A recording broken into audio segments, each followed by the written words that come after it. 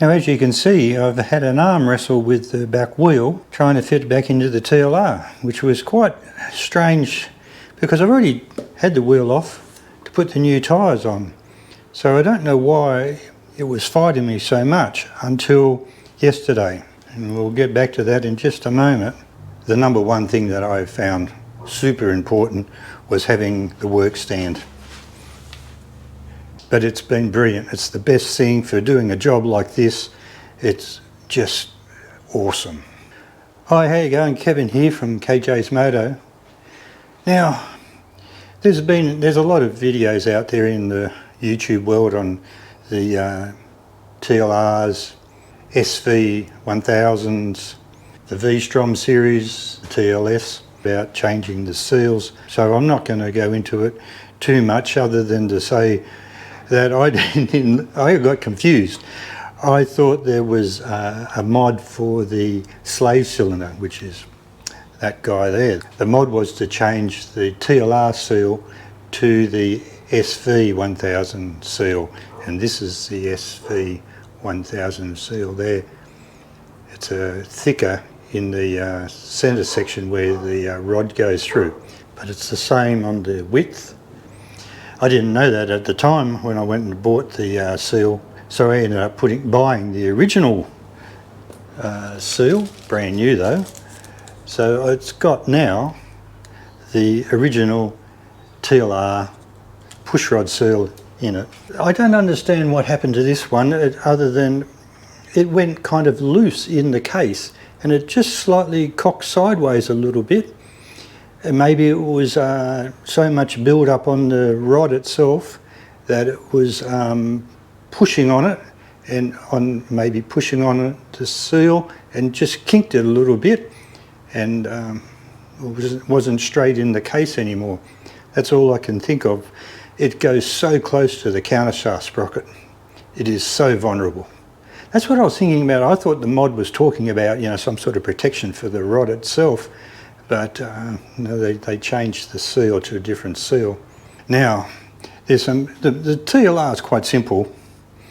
It's in regards to getting access to it once and the Gen 1 Hayabusa is super good as well. But this one, bottom fairing comes off first, just drops off straight away. Then the side panel comes off second, and I'll have to be a little bit careful around the front here, just got to be careful there. But other than that, it's all good. Side fairing comes off very quickly, and then the shift rod, take the shift rod off, take the slave cylinder off, 2 bolts, and then the plastic cover, take that off, and then the sensor off, speedo sensor off, and there it is there. You can get in there and have a look, you can give it a clean. So the purpose of this video is for you guys, if you've got any sort of bike that's sort of getting on in age, you're going to have to just step up the maintenance.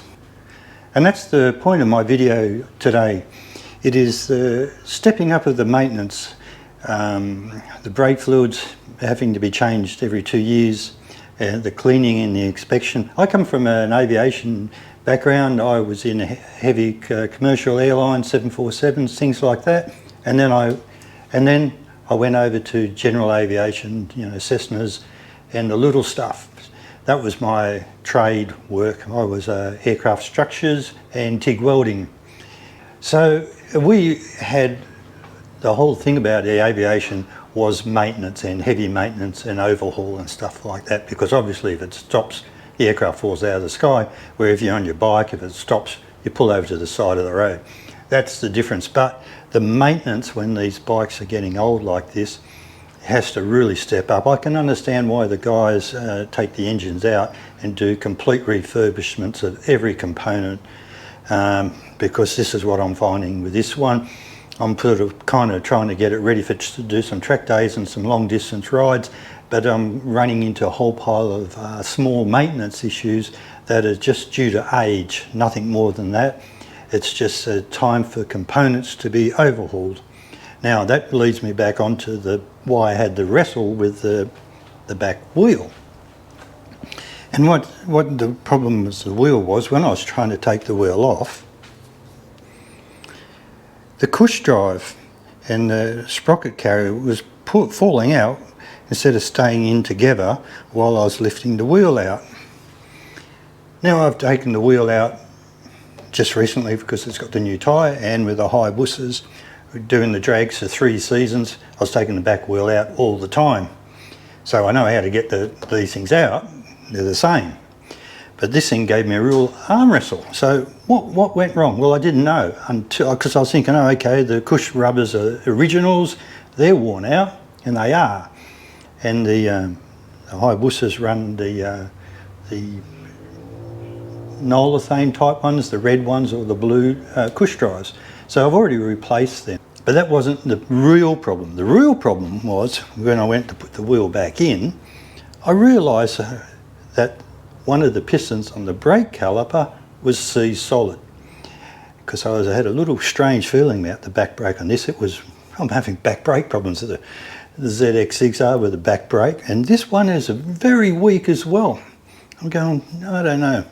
Anyway, I found out why now. When I went to put this back wheel in, just yesterday, I couldn't get the 2 pistons to open out. Only one was moving. The other one was solid, which is right in there like that.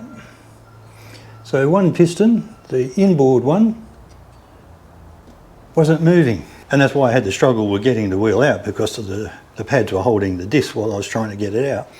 So I've freed up the piston. I used some silicone spray and I was pumping it in and out, and it came good eventually. But you could see the corrosion around on the piston itself. So it needs overhaul. And a friend of mine who's a Suzuki mechanic said go for the original Suzuki seals when you buy the kit, and you won't have seals that are maybe tight on the piston, and then that sort of one piston will drag. So I got to go back to Suzuki now and order a seal kit. Hopefully I can get one, and I will overhaul this back brake caliper. Now that gets back to the whole thing where when they get to these sort of ages, they're all very nice, you know, TLRs and copper Gen 1 high buses and all that, but the maintenance really has to raise. Did that make sense? I hope so. Catch you later, guys. Thanks. I'll get back into it and get the bike back on the road. If you find this video of any interest and help, give it a like and subscribe. Thanks very much, guys. And we'll see you in the next one. I've got a lot of work to do. See you. Bye.